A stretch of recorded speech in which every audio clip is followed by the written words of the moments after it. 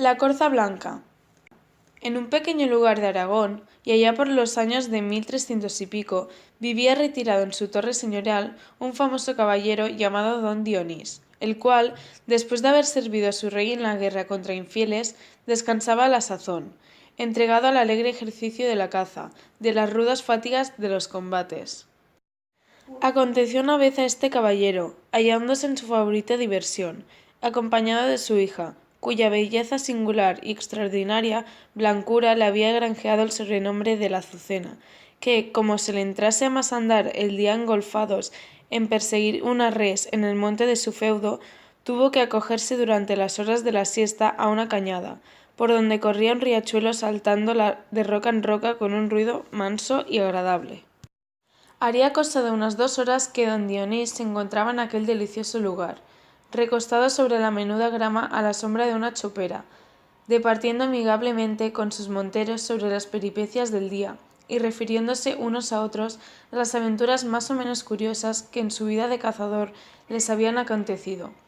cuando por lo alto de la más empinada ladera, y a través de los alternados murmullos del viento que agitaba las hojas de los árboles, comenzó a percibirse cada vez más cerca el sonido de una esquililla, semejante a la del guión de un rebaño. En efecto, era así, pues a poco de haberse oído la esquililla empezaron a saltar por entre las apiñadas matas de cantueso y tomillo y a descender de la orilla opuesta del riachuelo, hasta unos 100 corderos blancos como la nieve, detrás de los cuales, con su caperuza calada para libertarse la cabeza de los perpendiculares rayos del sol y su hatillo al hombro en la punta de un palo, apareció al zagal que los conducía.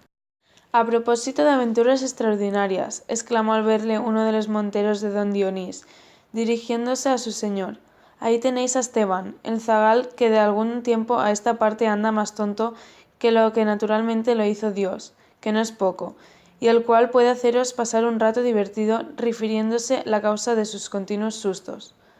Pues, ¿qué le acontece a ese pobre diablo? Exclamó don Dionís con aire de curiosidad picada. Friolera, añadió el montero en tono de zumba,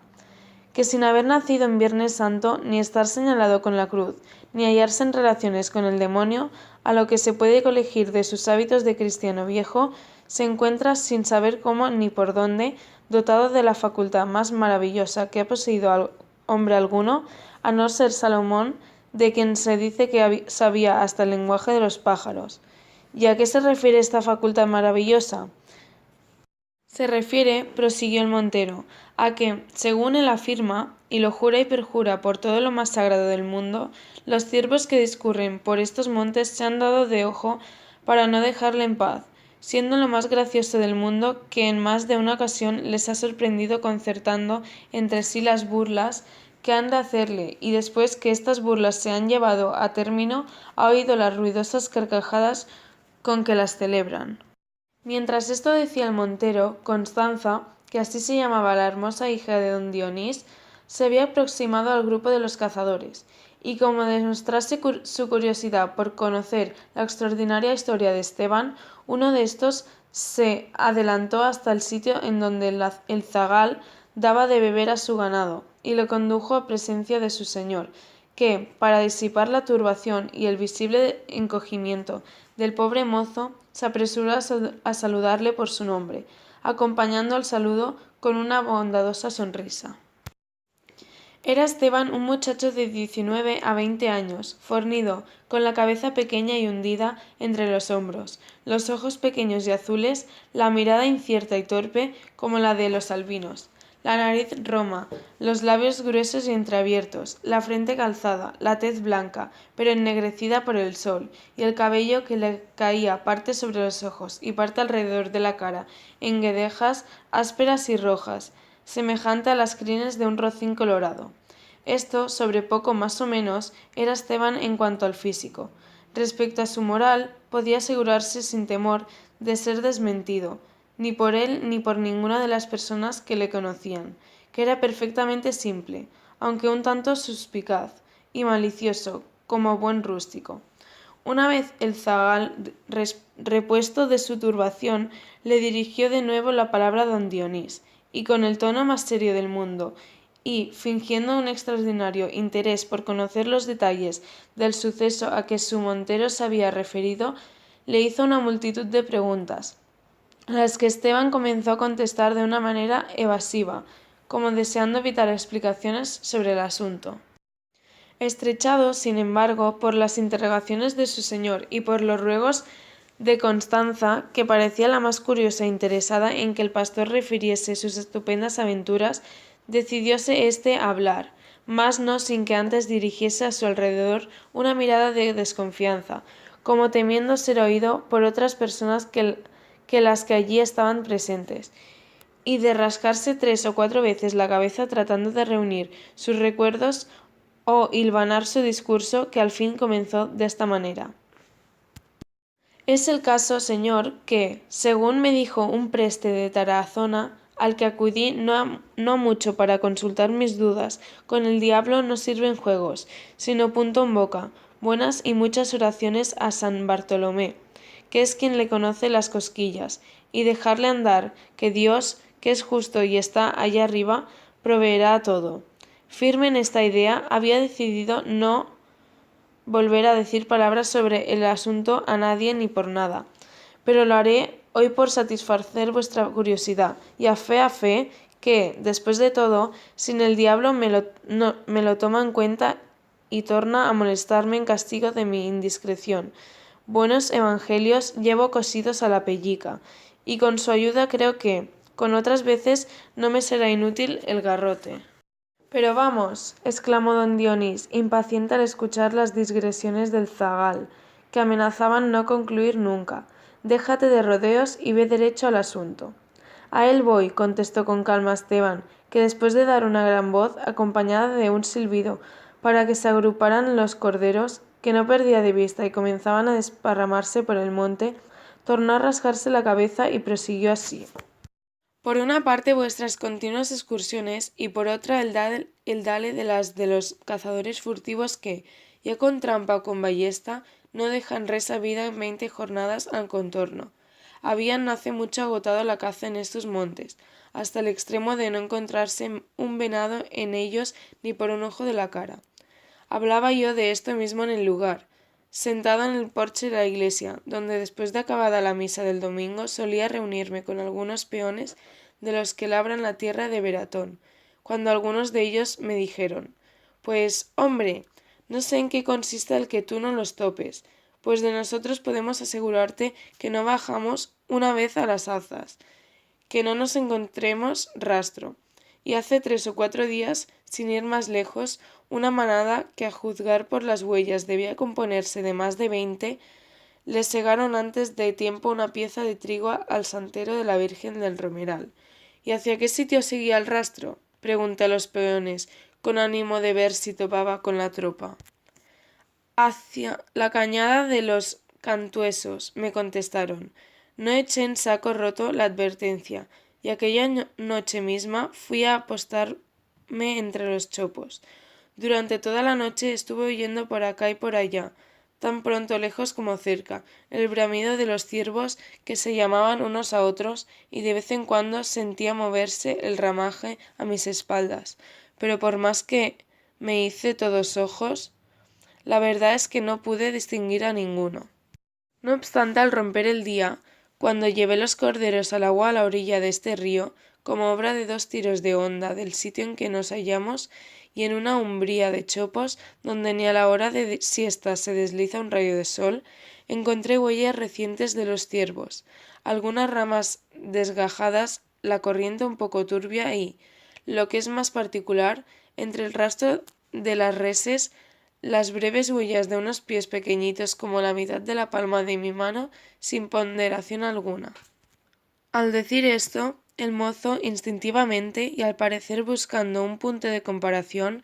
dirigió la vista hacia el pie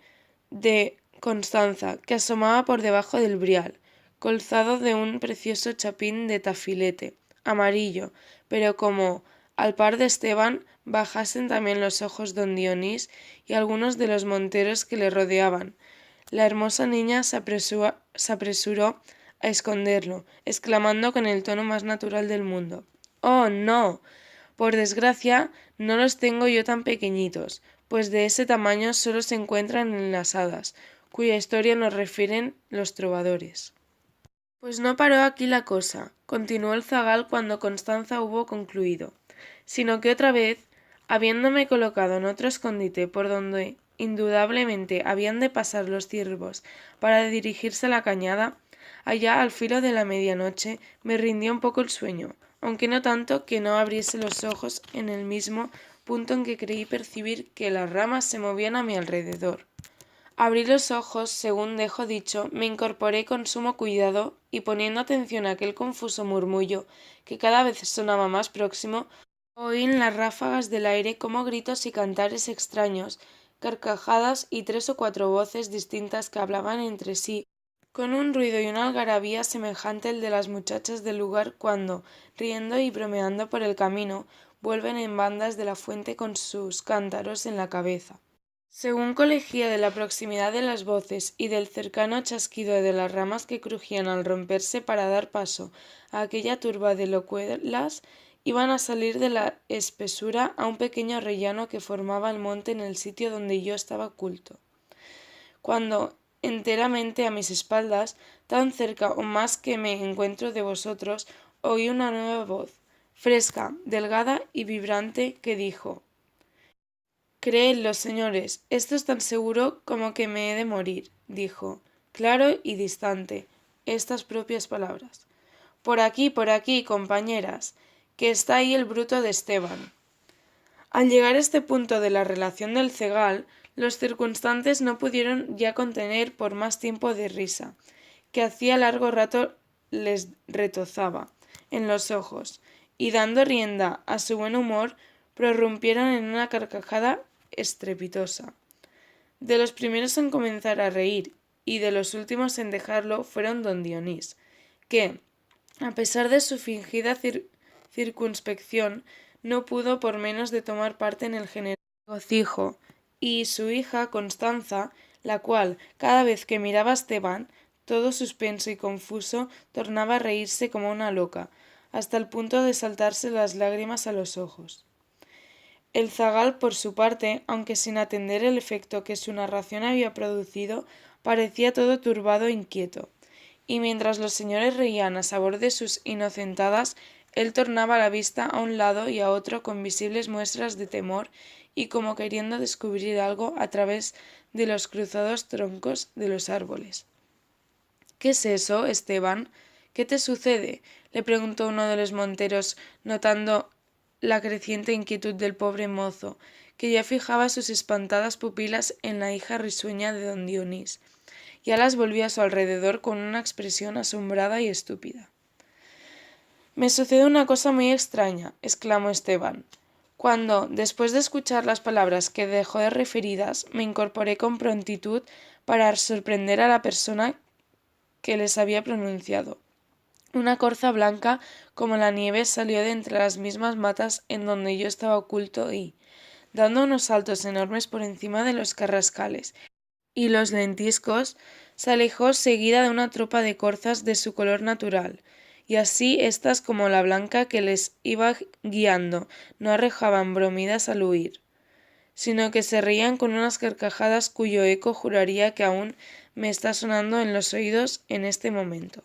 Bah, bah, Esteban, exclamó don Dionís con aire burlón, sigue los consejos del preste de Tarazona. No hables de tus encuentros con los corzos, amigos de burlas. No sea que haga el diablo que al fin pierdas el poco juicio que tienes, y pues ya estás provisto de los evangelios y sabes las oraciones de San Bartolomé, vuélvete a tus corderos que comienzan a desbandarse por la cañada. Si los espíritus malignos tornan a incomodarte, ya sabes el remedio, paternoster y garrotazo.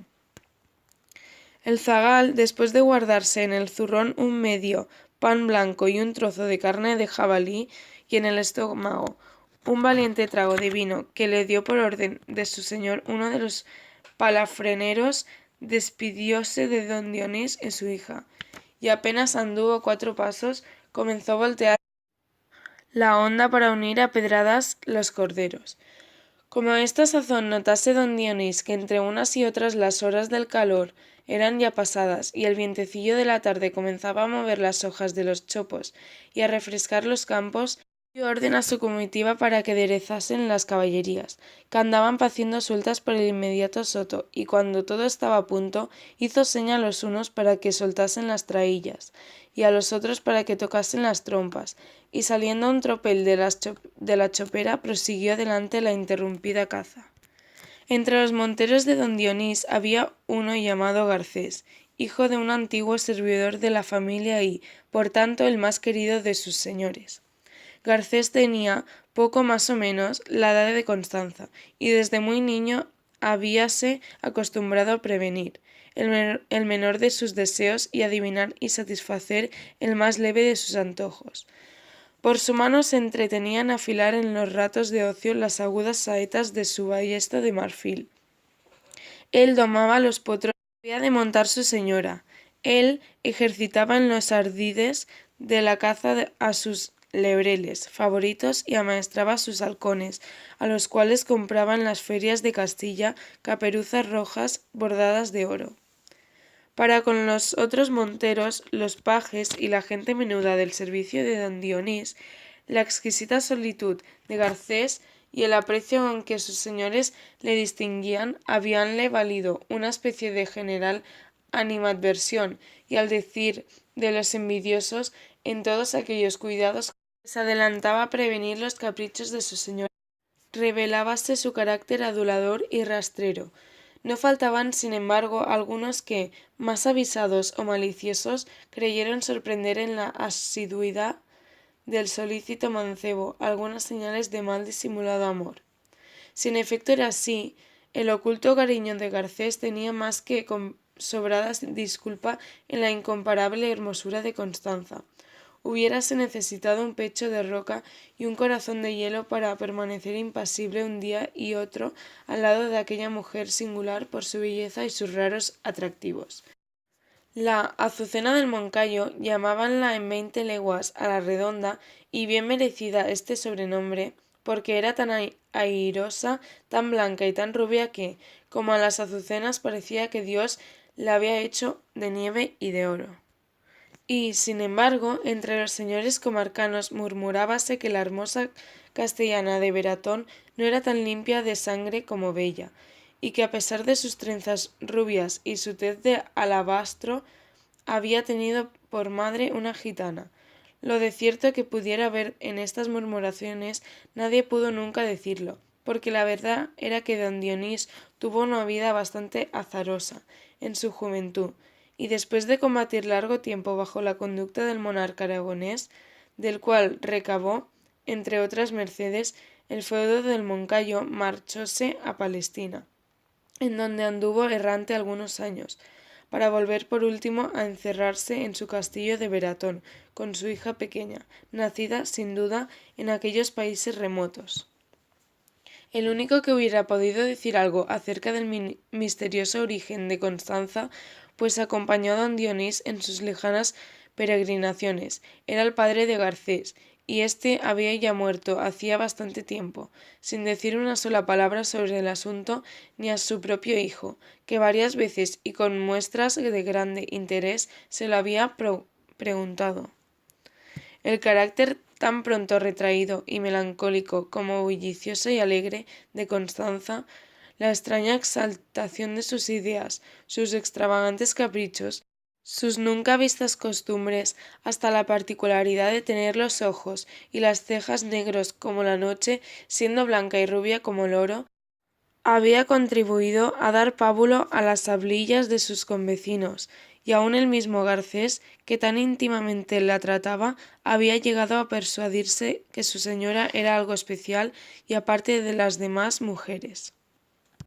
Presenta la relación de Esteban, como los otros monteros, Garcés fue acaso el único que oyó con verdadera curiosidad los pormenores de su increíble aventura, y si bien no pudo menos de sonreír cuando el zagal repitió las palabras de la corza blanca, desde que abandonó el soto en que habían sestado, comenzó a revolver en su mente las más absurdas imaginaciones. No cabe duda que todo eso del hablar las corzas es pura presión de Esteban, que es un completo mentecado,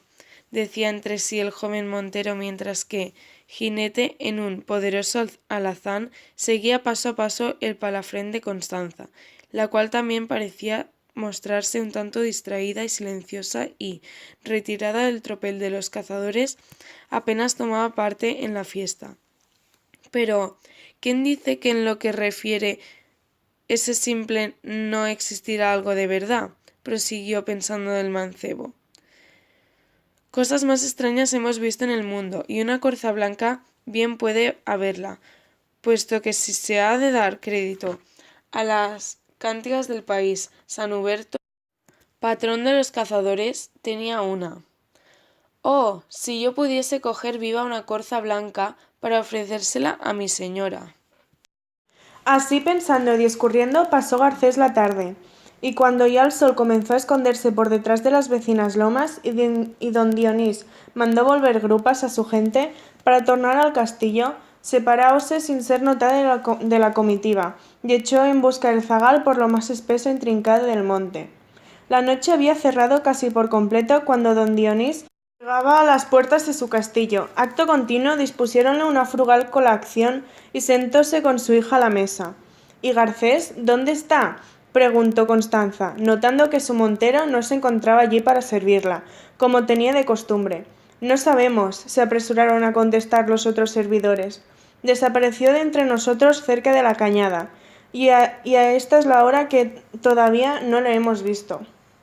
En este punto llegó Garcés, todo sofocado, cubierta aún de sudor la frente, pero con la cara más fijada y satisfecha que pudiera imaginarse. Perdonadme, señora, exclamó, dirigiéndose a Constanza. Perdonadme si he faltado un momento a mi obligación, pero ya de donde vengo a todo correr de mi caballo, como aquí, solo me ocupaba en serviros. ¿En servirme?, repitió Constanza. No comprendo lo que quieres decir. Sí, señora, en serviros, insistió el joven. Pues he averiguado que es verdad que la corza blanca existe. A más de Esteban, lo dan por seguro otros varios pastores, que juran haberla visto más de una vez, y con ayuda de los cuales espero en Dios y en mi patrón, San Huberto, que antes de 3 días, viva o muera, os la traeré al castillo. Baba, exclamó Constanza con aire de zumba mientras hacían coro a sus palabras las risas más o menos disimuladas de los circunstantes. Déjate de cacerías nocturnas y de corzas blancas. Mira que el diablo ha dado en la flor de tentar a los simples. Y si te empeñas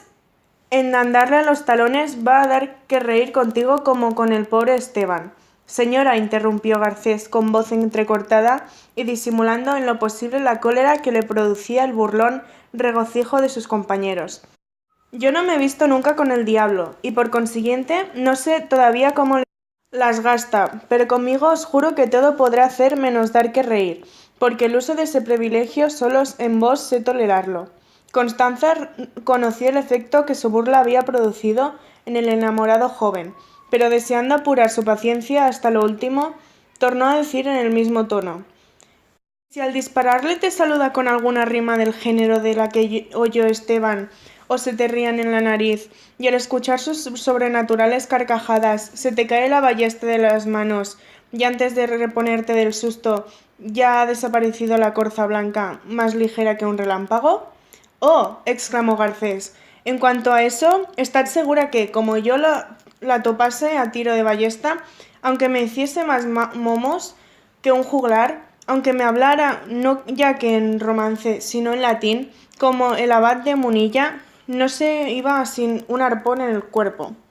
En ese punto del diálogo torció en el don Dionís, y con una desesperante gravedad, a través de la que se adivinaban todos la ironía de sus palabras,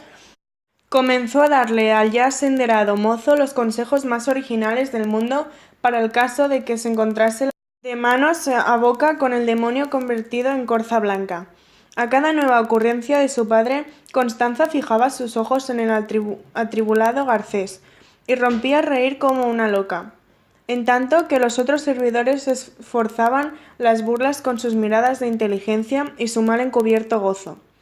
Mientras duró la colación, prolongóse esta escena en que la credulidad del joven montero fue, por decirlo así, el tema obligado del general Regocijo. De modo que, cuando se levantaron los puños y don Dionís y Constanza se retiraron a sus habitaciones y toda la gente del castillo se entregó al reposo, Garcés permaneció un largo espacio de tiempo irresoluto, dudando si, a pesar de las burlas de sus señores,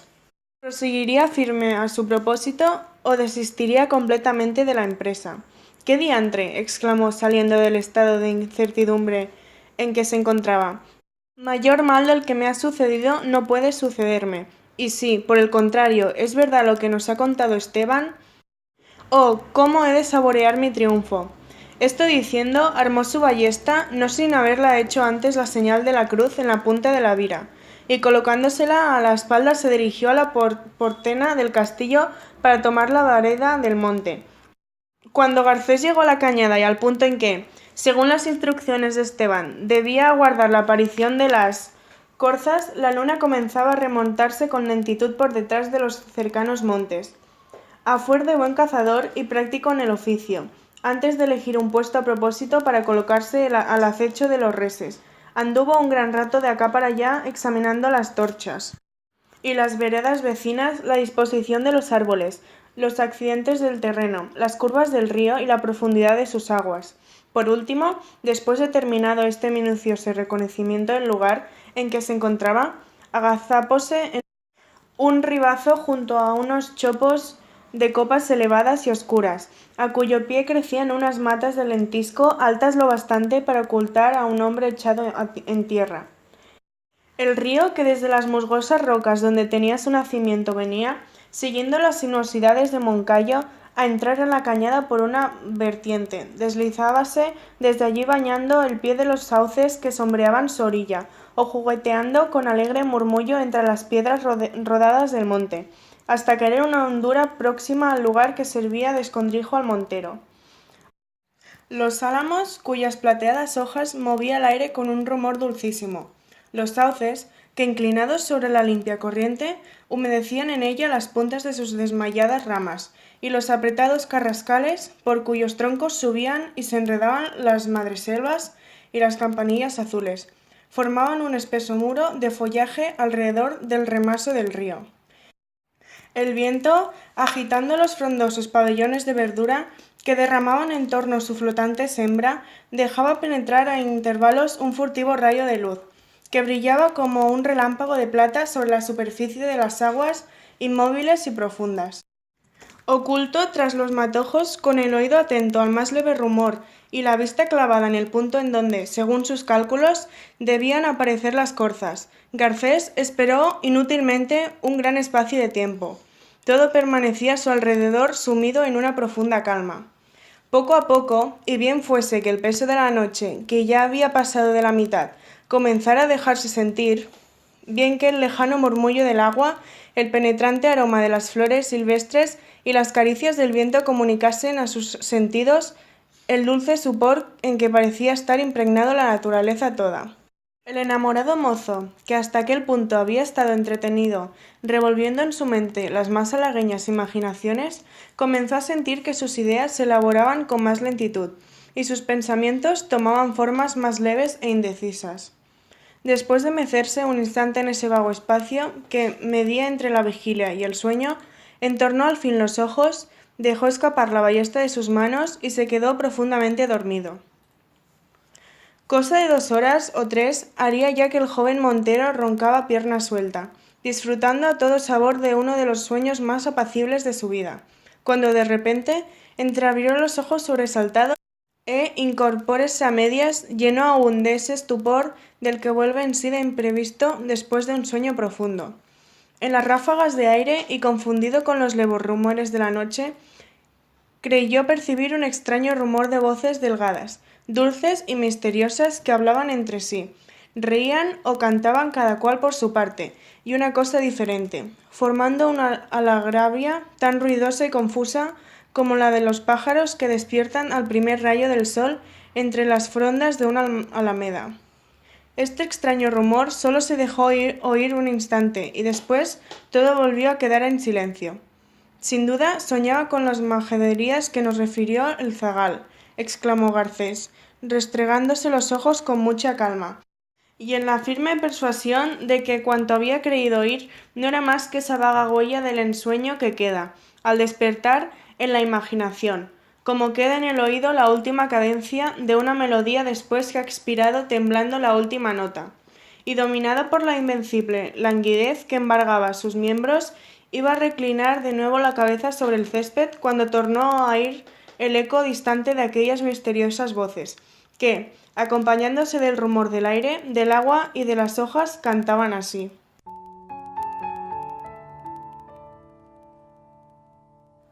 El arquero que velaba en lo alto de la torre ha reclinado su pesada cabeza en el muro.